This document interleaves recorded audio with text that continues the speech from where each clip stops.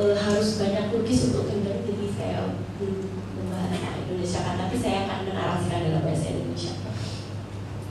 Di dalam chapter dia ini, ya, dia menampilkan, Robbie menampilkan femininitas yang resmi, bahwa femininitas yang resmi itu adalah satu rejim tersendiri.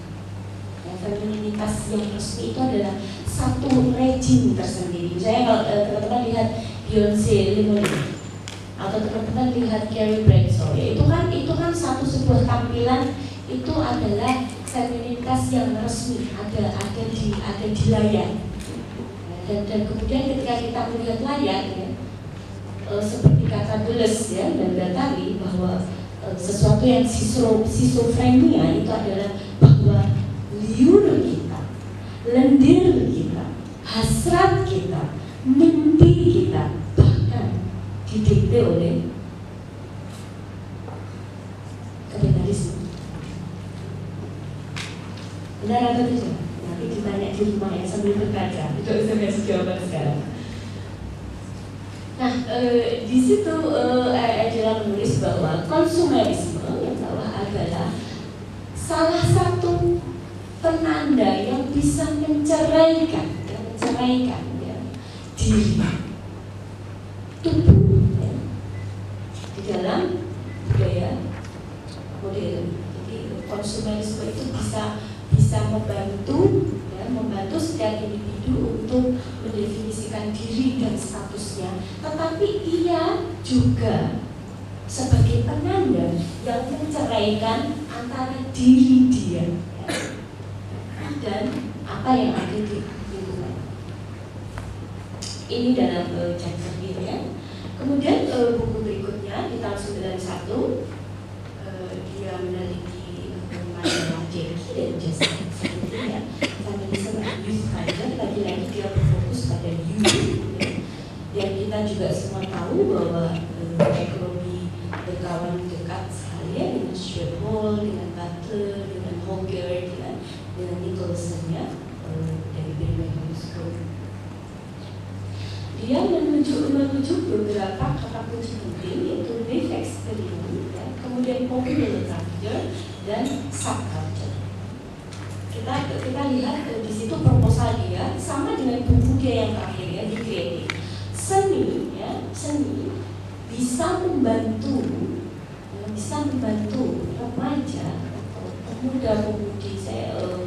Saya nggak cocok ya dengan pilihan pemuda atau pemudi atau remaja, ya, karena youth itu sangat spesifik. Saya kira Mbak Ratna Noviani bisa menjelaskan dengan lebih detail, ya.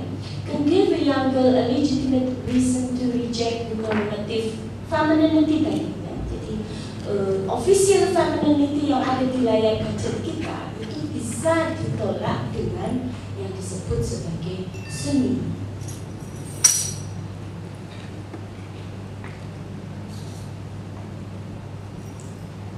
Kemudian ini buku dia berikutnya, ya, Postmodernisme and Popular Culture tahun 1994.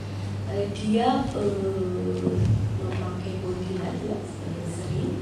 Dan di situ seperti dinarasikan oleh Pak Garis tadi tentang selfie tadi, ya, itu dia meminjam ekspresi dari komunikasi. Jadi tidak hanya selfie saja, tapi chatting, ya, grup-grup, ya, kemudian bagaimana percakapan itu berubah, ya, percakapan dari saya ketemu Mas Suhadi mata demi mata, itu percakapannya berubah di gadget, gitu, ya. Kalau percakapannya tidak di gadget itu maka kenikmatannya berubah. Jadi kenikmatan itu dalam hubungan itu bahkan juga dibuat satu rejim tersendiri, ya. Extensiveness of the media as they effortlessly create a web of interconnecting meaning, each of which has its own momentum, its own pacing, its own narrative structure, its own accompanying images, its own expert and witnesses and victims, and when appropriate, its own parliamentary spokesperson according to the story or issue of the day.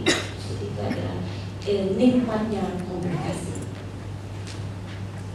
Kemudian buku dia selanjutnya, ya, dia dia menulis ya, feminism is just the censor ya. Jadi menggarisbawahi lagi apa yang dinarasikan Mbak Gadis tadi, bahwa feminisme itu dibutuhkan, tetapi dia itu menjadi sensor.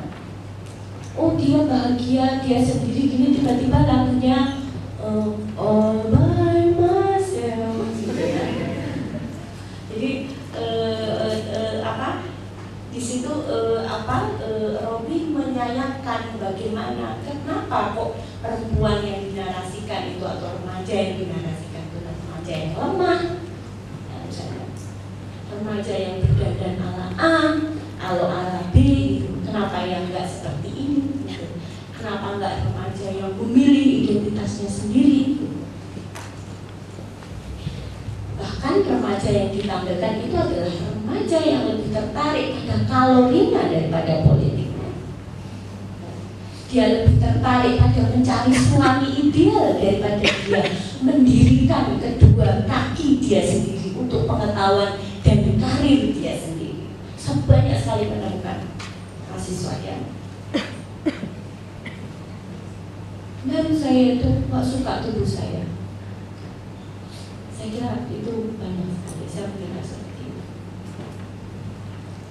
Jadi banyak sekali anak remaja sekarang yang tidak suka dengan tubuhnya. Itu kasus itu juga terjadi pada saya. Saya tuh menyukai diri saya itu ketika saya berusia 37 tahun.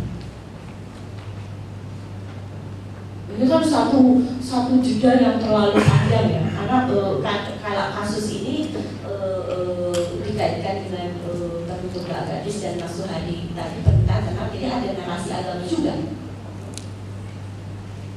Jadi ketika anak itu atau remaja perempuan itu tidak menyukai ini. Nah, saya akan berfokus pada buku ini, tapi sebelumnya saya juga harus menceritakan buku dia yang ke-6, ini yang terakhir ya. Nanti silahkan dibaca sendiri esensinya di MSc ya. Kita akan fokus di sini ya. Di buku dia The Aftermath of Feminism, Gender, Culture, and Social Change ya, McRobbie fokus pada beberapa kata kunci penting yang kita akan bahas ya. Ini beberapa kata kuncinya. Yang pertama adalah feminisme, ya. Post feminisme. Apa sih yang dimaksud Angela McRobbie terhadap post? Post itu apa? Kemudian disartikulasi itu apa? Kita bahas. Kemudian sexual contract, ya. Tadi sudah dibahas dalam gadis. Kita bisa skip, Kemudian ada eligible rage. Ya. Eligible rage itu apa? Kita jelaskan. Oke ya, kita sekarang menuju ke buku The Aftermath of Post-Feminism.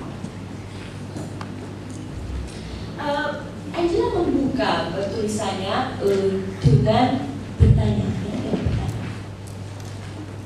Sebenarnya feminisme yang diinginkan generasi sekarang itu apa sih?